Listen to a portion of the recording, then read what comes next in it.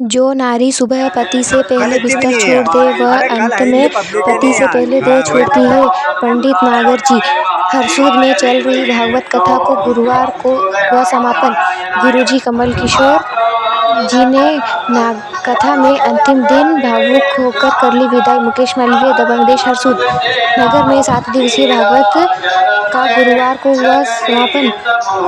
कथा के 7वें दिन पंडित नागर जी ने नारी को अन्नपूर्णा कहा और कहा कि भगवान शिव के कैलाश पर्वत पर खेती है न काम है, फिर खाने वाले कितने हैं, फिर व्यवस्था कैसी होती है। पर भगवान शिव का मानना है कि कैलाश पर अन्नपूर्णा है, जहाँ अन्नपूर्णा है वहाँ कभी कभी नहीं आती।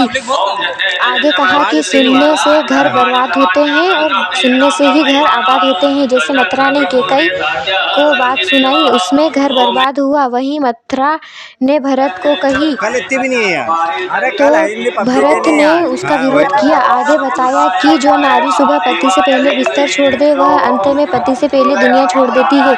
अंत में गुरु और शिष्य के बीच की बात का जिक्र किया। एक बार एक गुरु ने अपने शिष्य को कहा कि आज तुम्हें मेरे लिए कुछ लेकर आना होगा। तब शिष्य ने कहा कि मेरे पास तो कुछ नहीं है गुरुजी, और तब उसने घूमा, कहीं कुछ नहीं मिला। अंत में एक बाड़े में जाने पर काफी ढूंढने पर आधा चना मिला। उसी को लेकर गुरु के पास जाकर बोला कि मुझे तो ये आधा चना मिला है। गुरु ने कहा चलो इसे ही जमा करके आते हैं, और एक बहुत बड़े वेयर हाउस में उस आधे चने को जमा करने जाते हैं। उस वेयर हाउस में हजारों टन चने भरे होते हैं। वहाँ पहुँचने पर जमा करने वाले से बोलते हैं कि इस गरीब का चना भी जमा कर लो। जब उसने पूछा कि चना तो कहाँ है, फिर उसने कहा कि यह आधा चना है, इसे ही जमा करना होगा। इस पर जमाकर्ता ने कहा कि ऐसे कैसे जमा कर लूं गुरुदेव।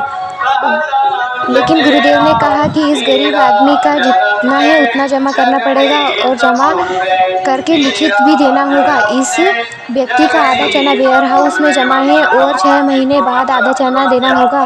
फिर उसे 6 महीने बाद वेयर हाउस का आधा चना देना पड़ता है। यह गुरु महाराज का समझौता है। अंत में परिवार पर बोलने कि आज वृद्धाश्रम बढ़ रहे हैं, उसका कारण है कि आज लोग बोलते हैं कि हम दो हमारे दो। ऐसा नहीं होना चाहिए। माता पिता को भी परिवार में लेना चाहिए और बोलना चाहिए कि हम दो हमारे दो और माता पिता ऐसे ही हम 6 बोलना चाहिए। कथा के समापन पर पंडित नागर जी ने व्यासपीठ से नम आंखों से भक्तों से विदाई ली और भावुक होकर कहा कि मैं 7 दिन तक कथा का श्रवण किया, उसे हमेशा याद रखूंगा।